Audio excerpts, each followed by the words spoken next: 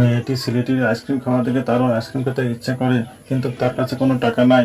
Ice cream খাওয়ার জন্য মেয়েটা যা করলো তা দেখলে আপনিও অবাক হবেন। মেয়েটা এখান থেকে যে একটু দূরে কাগজে লিখলো যে আমার বাসা যাওয়ার জন্য ভাড়া নাই, তাই আমার ভাড়ার প্রয়োজন। তাই নিজে বসে থাকতো রাস্তার ধারে। কোনো একটা লোক এসে তার এই অবস্থা দেখতে পায়, মেয়েটাকে সাহায্য করার দরকার।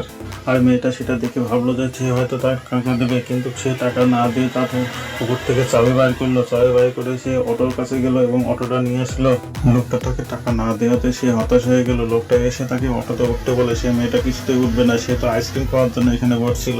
লোকটা তাকে জোর করে অটোতে তুলে দেয় এবং রওনা দেয় তার জায়গার উদ্দেশ্যে। লোকটা কিছু বলতেও পারলো না, তাই তার সাথে চাইতেই হলো। কি অবস্থা দেখুন, রোদের মধ্যে এইভাবে অটোতে উঠে যাওয়া তার জন্য প্রচন্ড কষ্টদায়ক, কিন্তু সে তো এখানে যাবে না।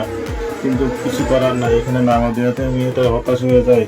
একটা আইসক্রিম খাওয়ার জন্য তাকে এত কষ্ট সহায় করতে হবে সে ভাবেনি, এবং তাই রাগ করতেছিল, তাই ছুঁয়ে মারলো। কিন্তু কিছু করার নাই। এখন কি হয়ে যায়, বাড়িতে যাবে, সে হাঁটতে হাঁটতে যাচ্ছিল এবং মনে মনে ওই অটোওয়ালাকে প্রচন্ড বকা বকতেছিল, কিন্তু তারপরেও কি শান্তি আছে? বকতে বকতে সে লাস্ট পর্যন্ত তার গন্তব্যস্থলে পৌঁছে যায়।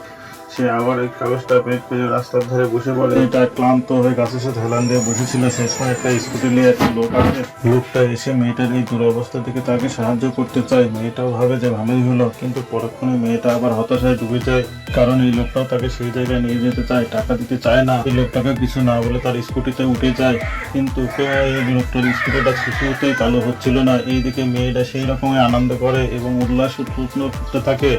মেয়েটা তো মনে মনে অনেক খুশি হয়। অবশেষে লোকটা কিছু টাকা দিয়ে সেখান থেকে চলে যায়। অবশেষে মেয়েটা আইসক্রিম কিনে নিয়ে এসে ওইখানে স্টাইল মেরে খেতে যায়, কিন্তু আইসক্রিমটা তার গায়ের উপর পড়ে যায়। অবশেষে আর আইসক্রিমটা খাওয়া হলো না।